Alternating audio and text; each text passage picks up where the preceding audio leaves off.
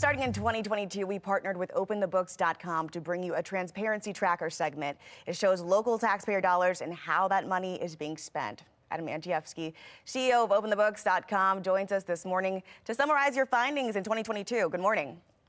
Hey, good morning, Taylor. I think one of our favorite stories was on red light hell in the city of Baltimore. You know, during 2020, when people had real needs, when basically the economy was shut down, it didn't stop the red light cameras in the city of Baltimore. They issued 215,000 tickets on motorists in Baltimore. And yet when we reached out to the Department of Finance and the Department of Transportation, they came in with two totally different numbers on the revenues of those cameras. So since 2017, the Department of Transportation said that the city billed out $51 million. At the Department of Finance, they said they billed out $62 million. It was a difference of $11 million.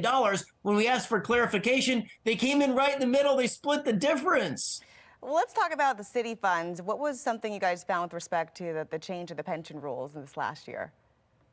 Well, on question K, when the voters approved term limits on city council members to 2 terms, 8 years, the city council quickly realized that they couldn't get a lifetime pension for their part-time work. So they're already making $77,000 for part-time work as a council member there in the city, and they get a lifetime pension after 12 years. Well, if they're term limited to 8 years, they had to change the rules. They fast-tracked that. It got to the mayor's desk, and thankfully he vetoed it. At OpenTheBooks.com, we weighed in on it. We found that over 8 years, they would only put in $30,000 of their own money. But if they lived to life expectancy, and if they retired as early as age 50, they would receive $500,000 from taxpayers. Thankfully, the mayor vetoed that. He put the brakes on that. That was the right decision. You also tracked some money that was moving from nonprofits they were getting from the city. Tell us more about what you learned in that regard. Well, there's a lot of nonprofits profiting from city payments. So Visit Baltimore, they're the entity, the nonprofit entity that supports tourism and convention business in the city of Baltimore.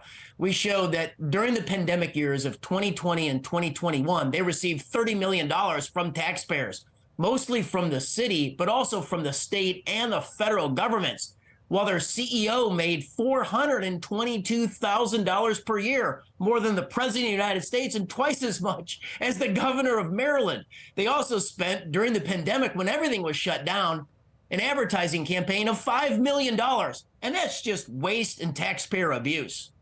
All right. Well, we'll have another year of you tracking the money for us. Adam Andrzejewski with OpenTheBooks.com. Thank you.